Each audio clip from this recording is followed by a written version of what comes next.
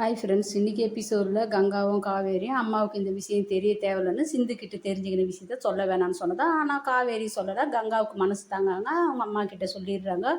எப்படிலாம் உங்கள் புள்ள நடிச்சிருக்கிறாரு பாருன்னு பாட்டி கூட சண்டை போட்டதான். பாட்டி என்னம்மா பண்ணுவாங்கன்னு சொல்லிட்டு பிள்ளைங்களும் ஒரு மரியாதை இல்லாத அந்த சந்தானன்றது எவ்வளோ ஒரு அன்பான அப்பா இந்த தவறு செய்ததுனால மரியாதை போயிடுச்சு. இங்கே காவேரி கால்லாம் ஃபோட்டோ எடுத்து வீங்கிக்குதான்னு பார்த்துருக்கும் போது விஜய் போகிறாரு. என்னடி கை கால் மூக்குன்னு ஃபோட்டோ எடுத்து பார்த்துக்கின்னு இருக்கிறேன்னா, அம்மா சொன்னாங்க வீங்கின போல இருக்குதுன்னா, ஆமாண்டி வீங்கின போல இருக்குது இருன்னு சொல்லிட்டு போயிட்டு தண்ணி உப்பு போட்டு சுட தண்ணியை தந்து உத்தரம் கொடுக்குறாரு. இந்த இடத்துல நம்ம காவேரிக்கு ஒரு வெக்கமும் காதலும் உண்டாகுது. நம்ம விஜயும் நல்லா ஜொல்லு விடுறாரு. அழகாக இருந்தது இந்த இடத்துல. அந்த சமயத்தில் இந்த கிருஷ்ணா வராரு. கிருஷ்ணா வந்ததும் வாங்கன்னு விஜய் உள்ளே கூப்பிட்டதும், நான் சொன்ன மாதிரி ஒரு ஷேர் தரேன், நீங்கள் இன்றைக்கே வீட்டை விட்டு கிளம்பணும்னு பேசுகிறாங்க. நான் முடியாது, எனக்கு சொத்துல பாதி வேணும், அப்போ தான் நான் போவேன்னு சொன்னேன். இல்லைன்னா போக மாட்டேன்னு சொல்லிட்டு அவர் அராஜகம் பண்ணுறதும் சரியில்லை.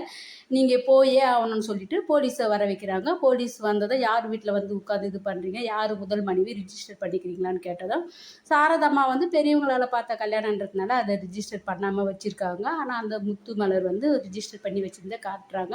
இவங்க தான் உண்மையான மனைவின்னு போலீஸ் சொல்கிறாங்க. உண்மையான மனைவியா இல்லையான்னு சொல்லிட்டு இவங்களுக்கு டிஎன்ஏ ரிப்போர்ட்டு தான் எடுத்து பார்க்கணும் யாருக்கு பிறந்த பிள்ளைங்கன்னு. ஆனால் இந்த சந்தானம் இந்த அளவுக்கு பண்ணிட்டு போயிட்டாரு.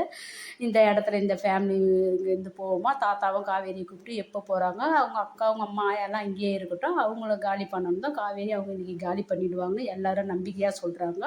இந்த குடும்பம் காலி பண்ணுதா இல்லை சொத்துல பாதியை கேட்டுக்கின்னு தான் இருக்குதா? இது சொத்து எல்லா ப்ரூஃபும் வச்சிருக்கும் போது இவங்க கோர்ட்டில் பார்த்துக்கிறது தான் நியாயம். அதை விட்டுட்டு இங்கே உட்காந்துக்கின்னு இந்த அராஜகம் பண்ணுறது நியாயம் இல்லை. அடுத்தது எபிசோடில் என்ன நடக்குதுன்னு பார்த்து தெரிஞ்சுக்கலாம். Bye by.